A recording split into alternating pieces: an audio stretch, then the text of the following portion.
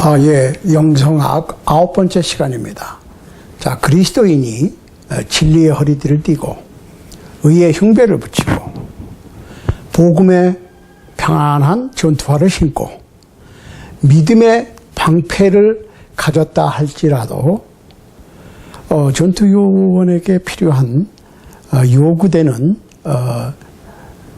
더 많은 장비들이 있는데 그것은 구원의 투구와 성령의 검이 필요합니다. 우리가 이 전투 요원들을 볼 것 같으면 항상 헬멧을 쓰지요. 컴뱃 헬멧을 씁니다. 그 컴뱃 헬멧은 총알이 뚫지 못해요. 그 얘기는 만약에 헬멧이 없다면 머리에 총을 맞으면 회생의 여지가 없습니다. 팔, 다리, 다른 곳에 맞으면 혹시 팔이 하나 없어지고 다리가 하나 없어져도 살아날 가능성이 있지만 머리에 총을 맞으면 회생할 가능성이 전혀 없습니다. 그러므로 구원의 투구와 Helmet of Salvation 하고 성령의 검 The Sword of Holy Spirit 이것은 그리스도의 군사에게 필수적으로 꼭 필요한 전투 장비가 되는 것입니다. 로마 군인들은 이 투구를 써서 생명을 유지했습니다.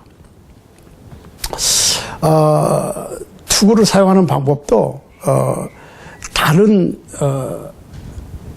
허리띠나 흉배나 사실은 허리띠, 흉배, 전투와 믿음의 방패 다 필요하지만은 이 투구야말로 정말 중요한 장비가 되는 거죠. 투구에 무슨 어떤 장식이 붙어 있는지 아니면 밋밋하든지 거기다가 이렇게 위장할 수 있게 풀을 꽂고 할 수 있어요. 그렇지만 그런 것들은 다 부수적인 거고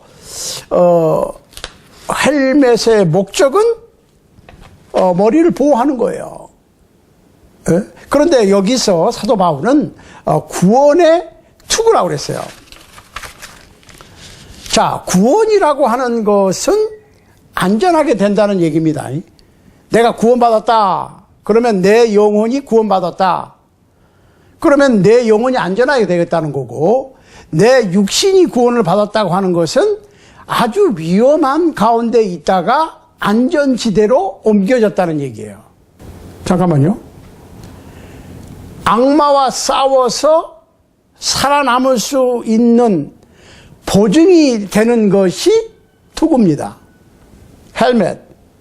악마는 죄 가운데서 잃어버림을 당한 사람들을 대변하고 예수께서는 예수 그리스도의 보혈로 구원받은 자들을 대변합니다.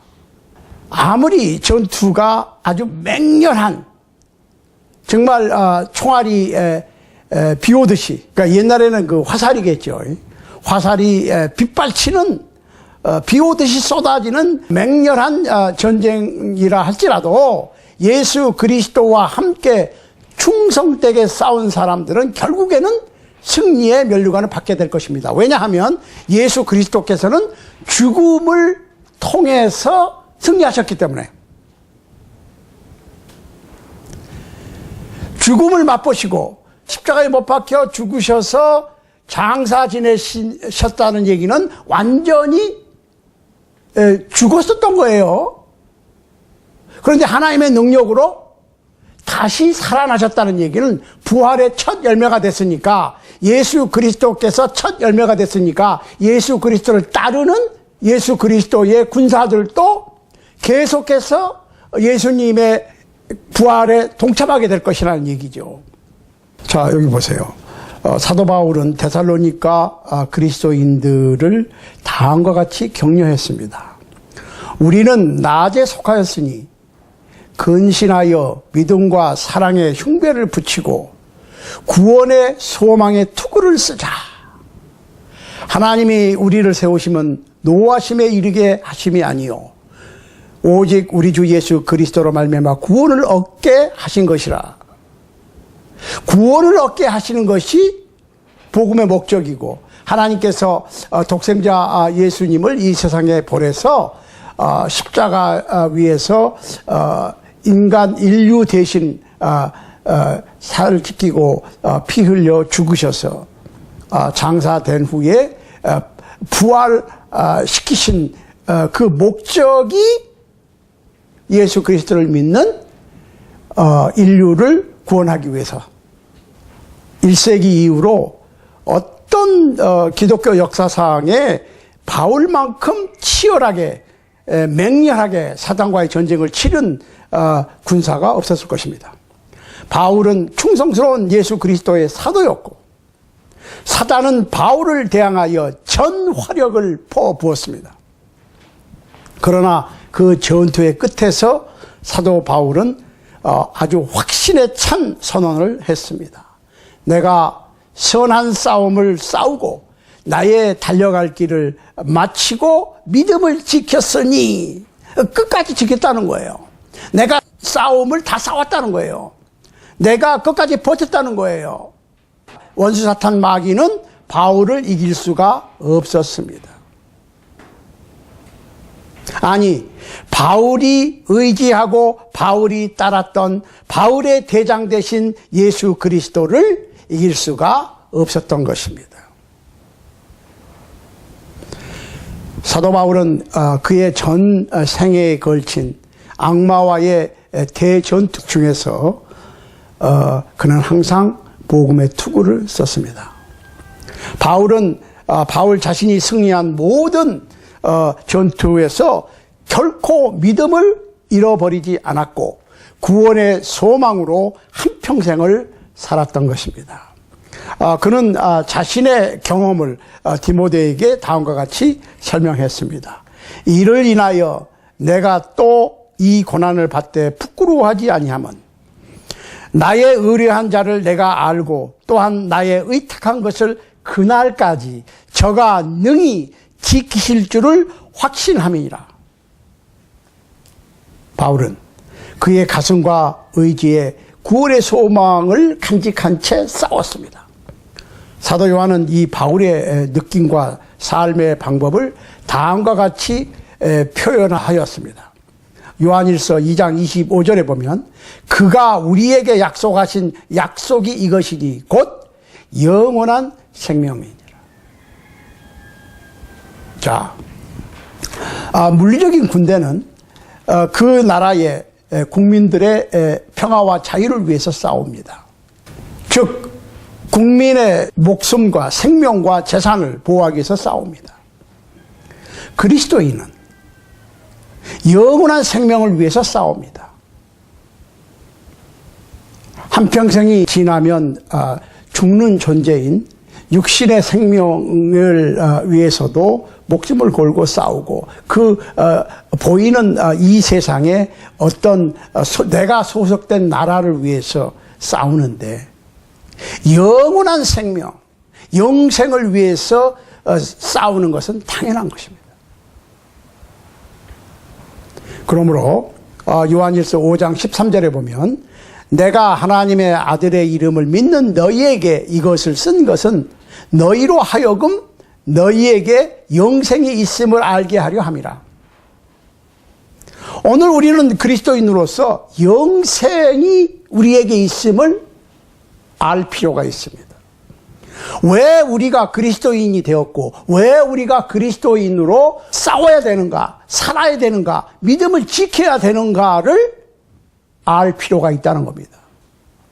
그러므로 사도 바울이 구원의 투구를 쓰고 싸우면서 자기 자신 안에 영원한 생명이 내재하고 있음을 알았고 오늘날 우리 그리스도인들도 이 구원의 투구를 쓸 수 있다는 것을 알아야 하고 영생을 소유하고 있음을 알 수가 있어야 하는 것입니다. 그러나 불신자들에게는 영생이 있을 수 없는데 불신앙이라고 하는 것은 이 구원의 투구를 쓰지 않거나 거절하거나 벗어버리는 것이고 구원의 투구를 벗는 그 순간 곧바로 머리를 적군에게 저격을 당할 것이기 때문입니다. 따라서 충성은 모든 그리스도의 군사에게 한결같이 필요한 요구되는 목표이어야 할 것입니다. 바울은 충성을 다음과 같이 정의를 내리고 있어요. 믿음의 선한 싸움을 싸우라. 영생을 취하라. 이를 위하여 네가 부르심을 입었고 많은 증인 앞에서 선한 증거를 증거하였도다.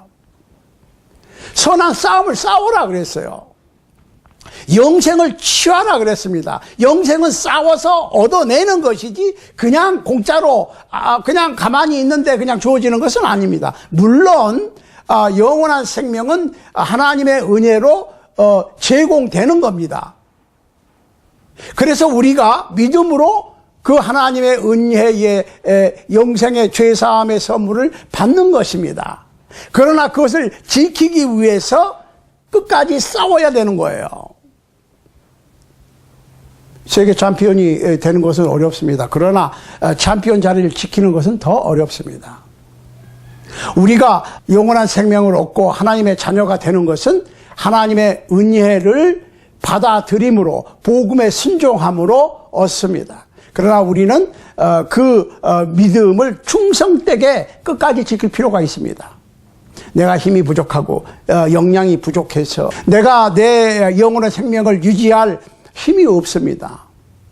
그러나 복음이 우리에게 구원을 주는 하나님의 능력이고 복음이 우리의 생명을 유지하게 하는 것이고 복음을 통해서 구원을 얻었으니까 구원을 얻었다고 하는 것은 투구를 쓴 것이니까 그 투구를 벗지 않는 한 믿음에서 떠나지 않는 한 믿음을 저버리지 않는 한 그 얘기입니다.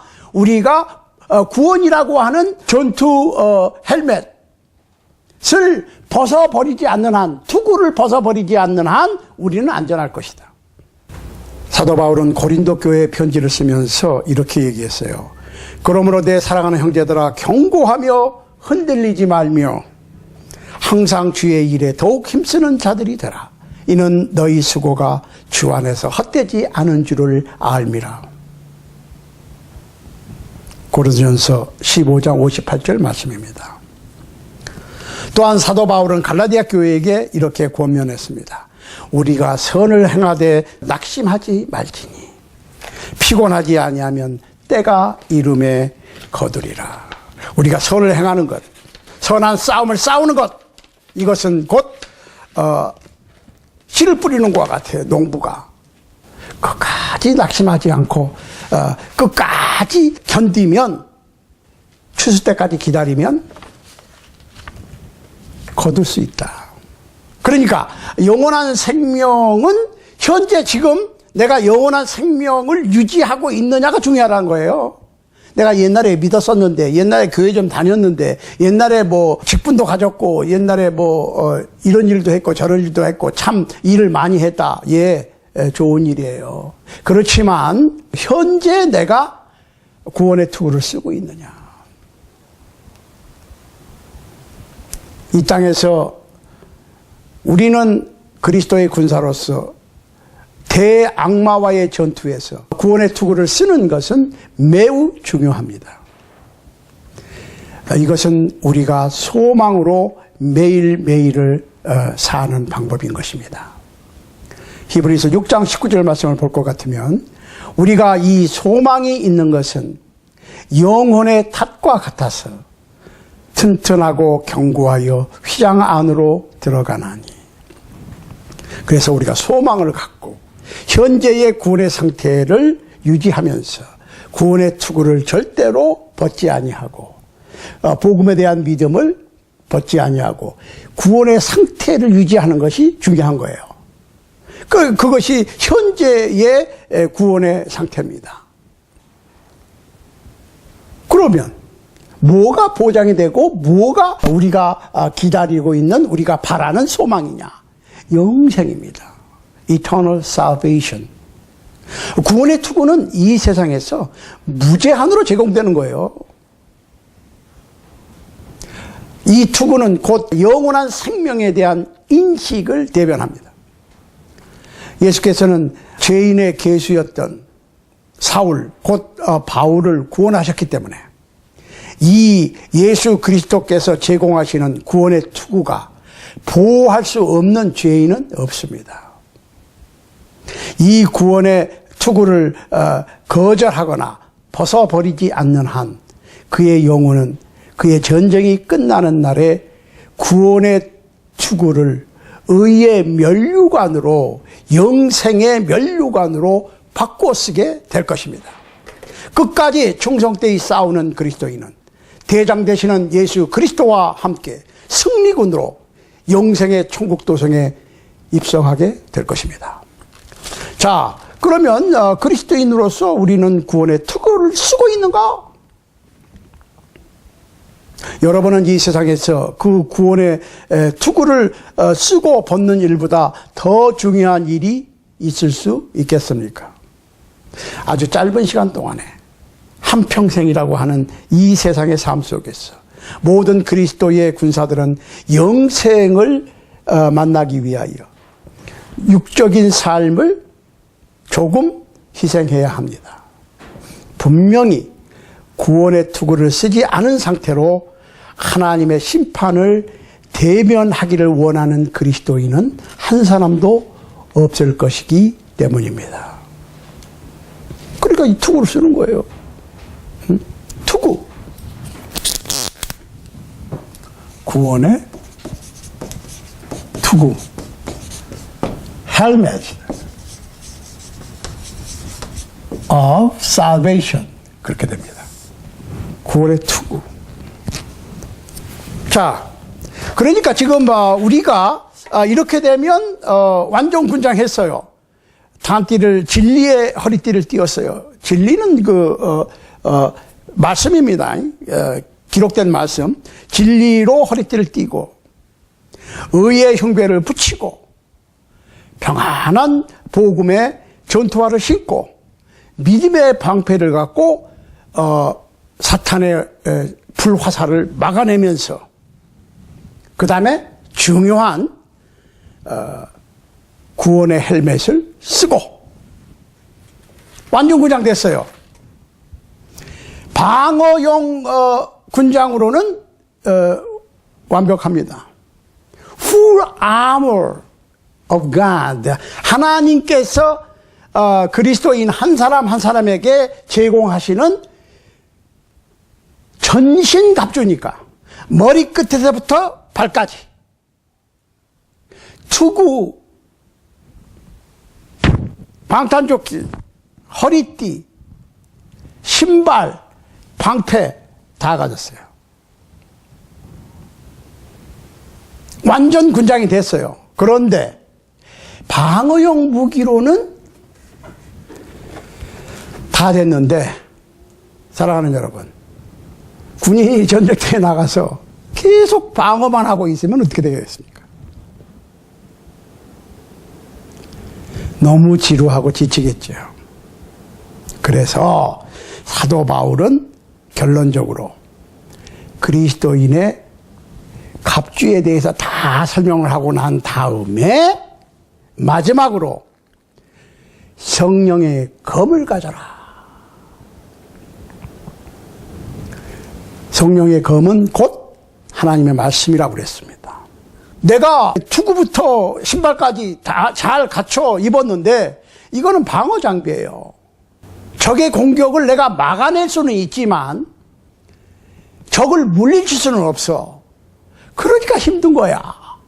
우리 그리스도인들에게 유일한 공격 무기가 있습니다. 그것은 말씀입니다. 말씀. 이 말씀이 우리 그리스도인들의 유일한 공격 무기입니다. 이것은 성령의 검이라고 그랬어요. 성령의 검이라고 그러니까 성령이 사용하시는 것이 아니라 성령의 검인데 우리에게 주어져서 우리가 이 검을 사용하는 거예요. 그러니까 성령의 검은 갖고 있는데 검법을 모른다고 그럴 것 같으면 이것도 골치 아픕니다. 그러니까 이 말씀을 잘 사용하는 방법을 배우고 또 연습하고 숙지하고 숙달하고 하는 것은 굉장히 중요한 거예요. 성령의 검.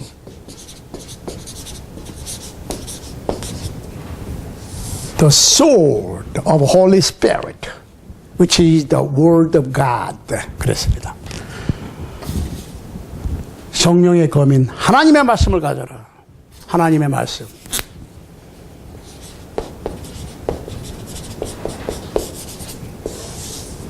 하나님의 말씀이 성령의 검이다.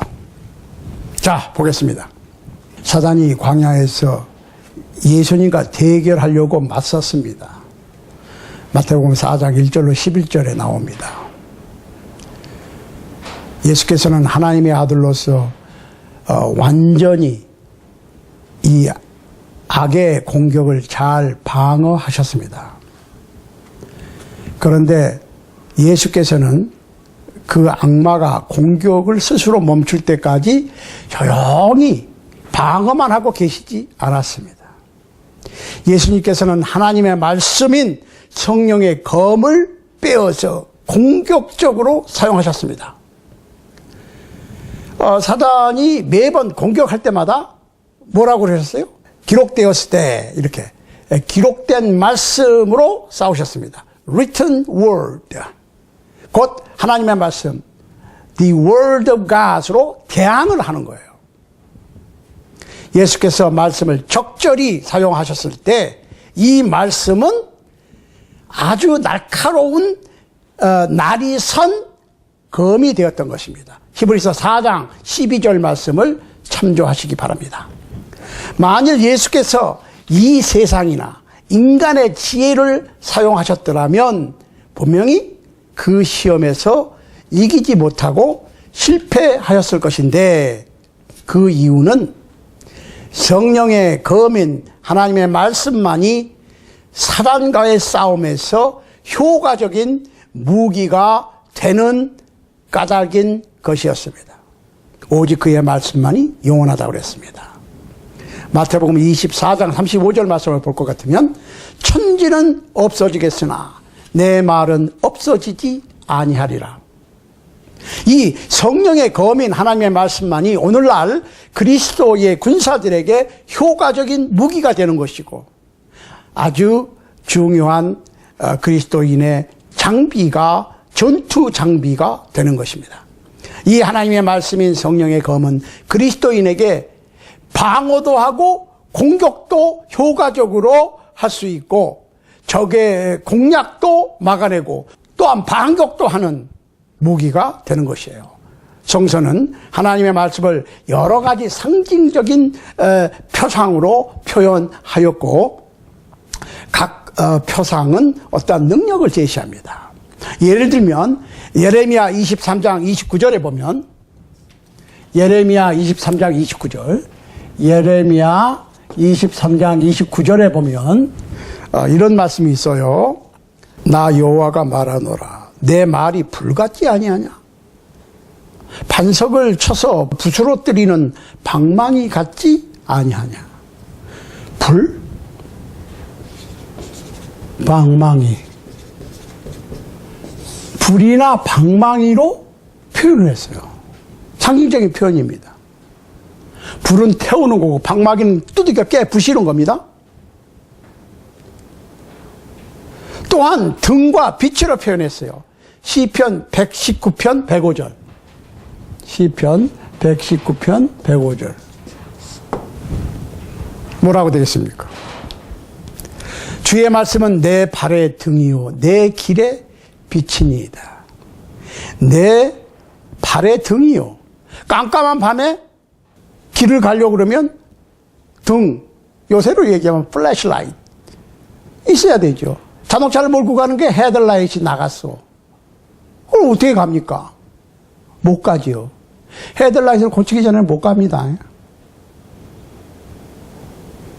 그런데 하나님의 말씀이 깜깜한 밤과 같은 우리의 길에, 우리의 살아가는 삶 속에서 내 발이 실족하지 않도록, 걸려 넘어지지 않도록, 수렁에 빠지지 않도록 인도하고 제대로 가게 할 수 있는 빛과 같은 것이다. 말씀이 그렇다는 거예요. 빛과 등이다.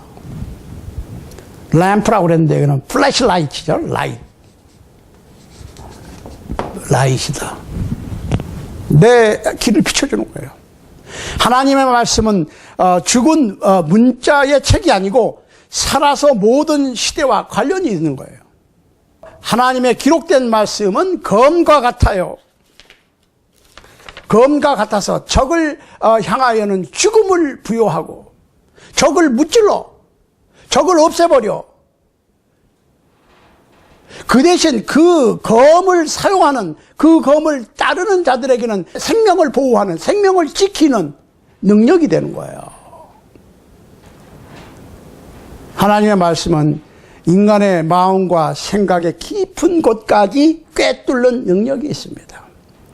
그래서 히브리서 4장 12절 말씀을 볼 것 같으면 아주 이 검에 대해서, 말씀에 대해서 잘 표현하고 있습니다. 보세요. 하나님의 말씀은 살았고, 하나님의 말씀은 살아있다. 말씀은 살아있어요. 운동력이 있어. 좌우의 날선 어떤 검보다 예리하며, 좌우의 날이 섰어요.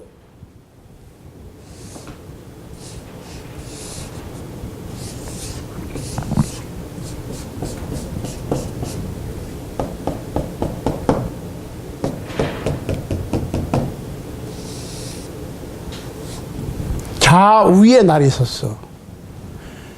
대단한 공격용 무기입니다. 양날검이에요.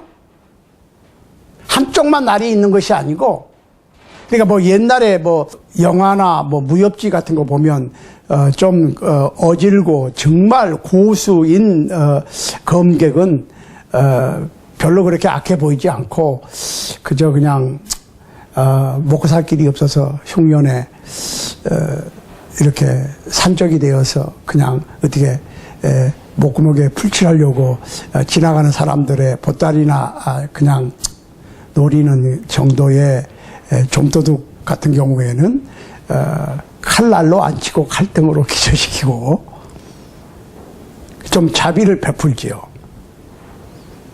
그렇지만 전쟁터에서 적군을 향하여 싸울 때는 양날검을 사용합니다. 좌로 휘둘러도 우로 휘둘러도 다 다칠 수 있어요. 잘못하면 본인이 다칠 수도 있어요. 그러니까 하나님의 말씀인 성령의 검은 좌우의 날이 섰기 때문에 아주 능수능란하게 다루지 않으면 innocent people이라고 그러죠. 이렇게 죄 없는 사람이 다칠 수가 있어. 굉장히 조심해야 돼요. 그러니까 우리가 이거 말씀에 대해서는 또 이제 그 말씀을 어떻게 다룰 것이냐, 말씀을 어떻게 사용할 것이냐는 또 따로 시간들이 있습니다. 예, 아무튼 하나님의 말씀은 살아서 좌우의 날선 어떤 검보다 예리해서 혼과 영과 및 관절과 골수를 찔러 쪼개기까지 하며 또 마음의 생각과 뜻을 감찰하시나니. 어떤 말씀을 척 보면 아이고 내 마음이 척허덕 내려앉아. 왜? 이거 나 누구 하는 얘기야. 찔리는 건 좋은 거예요. 왜? 우리가 명장염에 걸렸다 그러면은 뭐 요새는 뭐 레이저로 한다고 그러지만은 아무튼 그냥 이렇게 수술칼로 째지 않고 한다고 그래. 그래도 레이저로 째는 거예요. 째기는 째는 거예요. 이렇게 옛날처럼 많이 째지 않아서 그렇지. 아무튼 이 칼로 째서 수술하는 거예요. 그럼 우리의 마음이 찔려야 되겠죠. 잘못된 생각을 갖고 있다. 내가 잘못된 사상을 가지고 있다. 그러면 말씀을 읽으면 아이고 이건 아닌데 하고 그 말씀에 의해서 내가 찔림을 받는 건 좋은 거예요. 그러니까 수술되는 거니까. 그러니까 예리한 수술칼이라고 생각하면 돼요. 하나님 말씀은. 자, 그리스도인의 갑주 중에서 사도 바울은 이 하나님의 말씀의 검을 이 성령님과 연관시키고 있어요. 에? 그러니까 성령께서는 특별히 선택된 하나님의 사람들을 진리로 인도하셨고 1세기의 사도들과 선지자들은 바로 성령의 감동 감화하심으로 하나님의 뜻을 받아서 말했고 기록으로 남겼습니다. 보세요. 베드로후서 1장 21절에 예언은 언제든지 사람의 뜻으로 낸 것이 아니요 오직 성령의 감동하심을 받은 사람들이 하나님께 받아 말한 것임이니라. 또 사도 바울은 모든 성경은 하나님의 감동으로 된 것으로 교훈과 책망과 바르게 함과 의로 교육하기에 유익하니 이는 하나님의 사람으로 온전케 하며 모든 선한 일을 행할 능력을 갖추게 하려 함이라 그랬습니다. 그러니까 말씀의 검을 가져야 돼. 검을 갖는 것도 좋지만은 검법,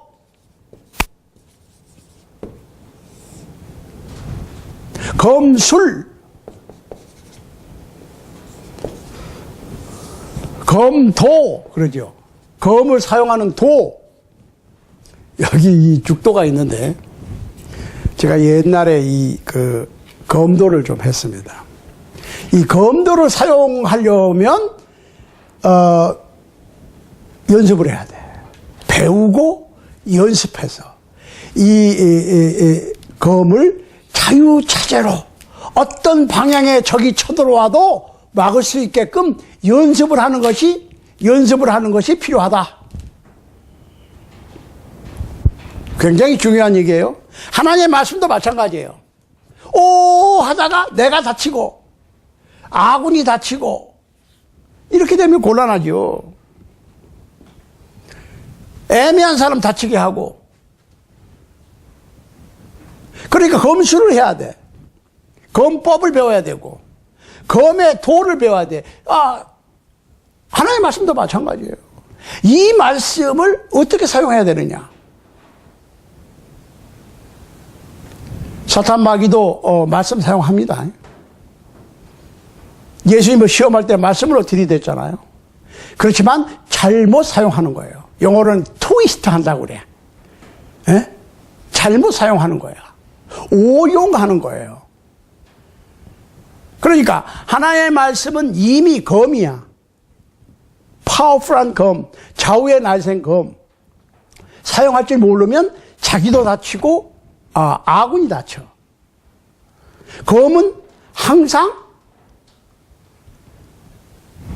원수 사탄 마귀를 겨냥해서 싸우는 거고 검으로 나와 하나님의 백성들을 방어해야지. 하나님의 백성들을 공격하면 돼요? 이 말씀, 하나님의 말씀, 검으로서의 하나님의 말씀을 어떻게 사용해야 되는가 하는 것은 또 시간이 있습니다. 예. 그러니까 계속 이런저런 주제들로 우리가 성경 공부를 계속 해야 되고 저는 계속 촬영을 해서 유튜브에 계속 올리고 하겠습니다. 아무튼 유일한 공격 무기인 성령의 검, 하나님의 말씀을 가져야 돼요. 그리고 그걸 연습하고 훈련하고 계속 사용을 해야 되는 거예요. 적절하게 잘 사용해야 돼요. 잘못 사용하면 안 돼요. 자, 그런데 여기서 한 가지 덧붙입니다. 예배서 6장 18절에서 사도 바울은 모든 기도와 간구로 그랬습니다. 모든 기도. 기도가 뭐예요, 그러면? 자, 잘 들으세요. 기도라고 하는 것은 우리의 바램을 하나님의 뜻과 합쳐지도록 하나님께 부탁드리는 겁니다. Making a reverent request to God. 자, 우리가 하나님께 어떤 거를 request, 요청하는 거예요. 간단해. 뭐 어렵게 멋있게 해야 될 필요는 없어요. 내가 자식으로서 아버지에게 요구사항이 있으면 아버님 이게 이렇고 이래서 이렇습니다. 아시다시피 제가 이것이 필요합니다. 또 이것이 필요 없네요. 이거를 제게서 좀 제거되게 해 주십시오. 필요 없는 것도 있으니까. 내가 필요한 것, 내가 아주 급히 필요한 것도 있고 또 그때마다 단계적으로 필요한 것도 있겠죠. 잘 보시라고. 배고파요. 밥 좀 주세요. 할 수도 있고 내가 특별히 먹고 싶어요. 할 수도 있겠죠. 마찬가지예요. pray라고 하는 것은 모든 기도예요. 그냥 기도를 하는 거예요. request 하는 거야. 그렇지만 supplication이라고 하는 단어가 나옵니다. 간구, 좀 탄원, 간청. 내가 이게 꼭 필요하니까 다른 건 몰라도 이것만은 꼭 좀 해주셔야 되겠습니다 하고 간절히 어떤 것을 자세하게 탄원, 간청하는 것이 supplication. 이 기도에 대해서도 또 몇 시간 해야 돼요. 이거 할 거 굉장히 많습니다. 끝으로 사도 바울은 기도로 그리스도인의 전신갑주에 대한 결론을 내리고 있습니다. 자, 하나님께서 성경을 통해서 그리스도인들에게 말씀하시도록 하는 것만으로는 충분하지 않습니다. 그리스도인이 하나님께 보고를 해야 돼. 자, 성경은 하나님께서 성령을 통해서 사도들과 선지자들에게 1세기에 신약성경 얘기예요. 기록하게 했고 물론 그 전에 구약은 또 구약의 저자들로 했습니다. 했고 그 기록을 통해서 우리에게 말씀하시고 있지요. 그러니까 오늘날 하나님께서는 우리 인류에게 어떻게 말씀하시는가? 유튜브에 좀 오래전에 띄워진 데 찾아보시면 오늘날 하나님께서는 어떻게 우리에게 말씀하시는가라고 하는 제목이 있어요. 거기 참조해서 들어가셔서 한번 보시면 거기 자세하게 설명이 되어 있습니다. 참조하시기를 바랍니다. 영적 승리를 추구하는 그리스도인들은 누구나 하나님을 의지하지요. 하나님을 의지하는 그리스도인은 악마와 싸울 때 항상 기도를 해야 됩니다. 제가 지난 시간에 무전기를 ON 시켜야 본부에서 들을 수 있고 또 본부에서 어떤 도움을 지시를 줄 때 받을 수가 있다고 그랬어요. 그렇지만 오해하면 안 돼요. 무전기 기도라고 하는 것을 통해서 하나님께서 직접 내게 성경 말씀을 통하지 않고 말씀하실 수는 있어. 그렇지만 지금은 하나님의 말씀이 완성이 됐기 때문에 하나님의 말씀을 하실 말씀을 다 하셨다고. 그리고 사도들과 선지자들이 성서를 기록했어요. 그러니까 그 성경을 통해서 오늘날 우리가 하나님의 말씀을 듣고 우리의 상황을 보고할 때는 성경으로 할 수 없잖아요. 그러니까 기도로 하는 거예요. 기도.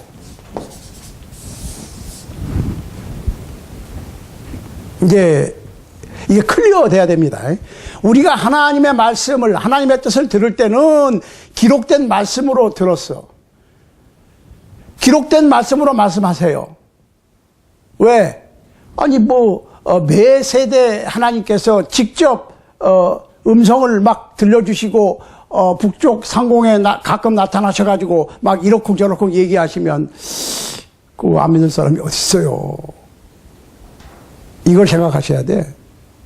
그러니까 히브리서 1장 1절에 옛적에 여러 부분과 여러 모양으로 우리 조상들에게 말씀하신 하나님이 여러 부분과 여러 모양으로 선지자들을 통해서 말씀하시던 하나님이 선지자 이 모든 날 마지막에 아들로 말씀하셨으니 아들 Son of God who is Jesus Christ 예수 그리스도를 통해서 말씀하셨으니 했을 때는 had spoken. 말씀 다 하셨어. 그러니까 우리가 하나님의 뜻을 알려면 성경을 보면 돼. 또 성경을 가지고 전달하는, 말씀을 전달하는 역할을 가진 사람들도 있어요. 내가 하나님의 말씀을 직접 읽어서 하나님의 뜻을 깨달을 수도 있고, 들어서 알 수도 있습니다. 그러나 우리가 하나님께 보고를 올릴 때는 기도가 필요한 거예요. 보고하는 거예요, 보고. request. 자, 사도 바울은 이렇게 얘기했어요. 빌립보서 4장 6절입니다. 아무것도 염려하지 말고. 가만히 있어봐. 우리가 기도할 때는 염려를 하면 안 돼. 걱정하면 안 된단 말이에요. 염려하면 기도가 막혀. 잘 들으시라고. 걱정과 근심과 가만히 있어봐. 이거 어떡하나. 이거 이러면 안 되는데. 이거 내 기도를 하나님께서 들으실까? 이런 식으로 기도를 하면 기도가 막혀요. 자꾸 방해 전파를 받는 거예요. 염려는 기도의 방해 전파다. 우리가 무정 교신할 때 방해 전파를 받으면 교신이 잘 안 돼요. 내가 리포트를 하는데 저쪽에서 뭐라고? 다시 얘기해봐. 다시 리피트 해봐. 이러거든. 얘기를 해도 그냥 이렇게 방해 전파를 받으면 그게 염려가 방해 전파라고. 그러면 기도가 클리어하게 가지가 않아. 그러니까 염려를 버려야 돼. 방해 전파는 사실은 사탄이 하는 것이 아니고 우리가 예수 그리스도의 이름으로 하기 때문에 사탄이 기도할 때는 꼼짝할 수가 없죠. 예수 그리스도의 이름으로 기도하지 않으면 방해를 받겠지. 그렇지만 예수 그리스도의 이름으로 채널이 예수 그리스도야. 예수 그리스도는 사탄이 예수님을 십자가에 못 박혀 죽도록 물고 늘어졌지만 사흘째 되던 날에 하나님의 능력으로 죽음 가운데 살아나셔서 사탄의 머리를 밟아버렸다 이 말이에요. 그러니까 예수 그리스도의 이름으로 기도를 하면 아주 기도가 클리어하게 하나님께 주파수가 잘 맞아. 주파수가. 무전기에는 태그를 맞추게 되어 있습니다. 나는 1번인데 저쪽은 2번이다. 그러면 무전 안 돼요. 그러면 하나님께서 오픈하고 계시는, 들으시는 채널은 예수 그리스도라고. 그런데 내가 다른 사람의 이름이나 어떤 성자나 다른 성인들의 이름으로 기도하면 그 기도가 할 수는 있어요. 기도하는 사람 마음이니까. 하나님께 기도가 안 들어가지. 왜? 채널이 틀리니까. 그러니까 우리가 무전기를 사용할 때는 태그를 10번으로 맞추자. 그러면 같이 얘기를 해서 10번으로 맞춰야 돼. 그래야 교신이 가능하다. 마찬가지예요. 기도는 예수 그리스도의 이름으로. 예수 그리스도는 하나님의 어린 양으로. 하나님과 인간 사이에 막혀있는 죄악의 그림자를 예수 그리스도가 십자가의 희생으로 그 죄악의 담벼락을 헐어버렸으니까 예수 그리스도의 이름으로 우리가 죄인이지만 죄를 넘어서서 하나님께 request, prayer 혹은 supplication, 기도나 탄원이나 간구나 간청을 올릴 수가 있다.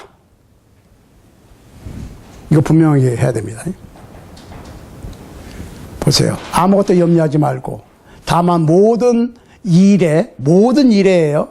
즐거운 일, 슬픈 일, 괴로운 일, 눈물 나는 일, 어떤 심각한 문제든지 아니면 좋은 일이든 굳은 일이든 기도와 간구로 감사합니다. 할 수 있겠어요? 근데 이게 사정이 이렇게 돼가지고 이게 지금 뭐가 문제가 있는데 이거 어떻게 했으면 좋겠습니까? 예, 간구입니다. 간청을 드리는 거. 응? 너희 구할 것을 감사함으로 하나님께 아뢰라. 거기에 필요한 것이 thanksgiving. 감사가 들어가야 돼. 왜냐? 우리가 우리의 문제를 호소할 수 있는 예수 그리스도 채널을, 즉 하나님께 직통 우리의 소원을 간청을 드릴 수 있는 채널을 허락해 주신 그에 대한 감사가 필요하죠. 내가 죄인인데 감히 하나님께 나의 소원을 아뢰 수 있게 해주신 예수 그리스도라고 하는 그 채널을 감사해야 되죠. 하소연할 데가 없다면 그거보다 더 기가 막힌 일이 어디 있겠습니까? 아무것도 염려하지 말고 방해 전파를 스스로 만들지 말고 다만 모든 일에 기도와 간구로 너희 구할 것을 감사함으로 하나님께 아뢰라. 그 다음 말씀이 뭔 줄 아세요? 모든 지각에 뛰어나신 하나님의 평강이 너희의 마음과 생각을 지키시리라. 오늘 여러분이 악마와 싸우려 한다면 하나님의 갑주를 하나하나 꼼꼼히 챙겨 입고 말씀의 칼을 빼어들고 기도로 하나님께 도움을 구하면서 우리에게 닥친 시련과 역경을 헤쳐나간다면 여러분과 저는 영원한 생명이라고 하는 승리의 면류관을 쟁취하게 될 것입니다.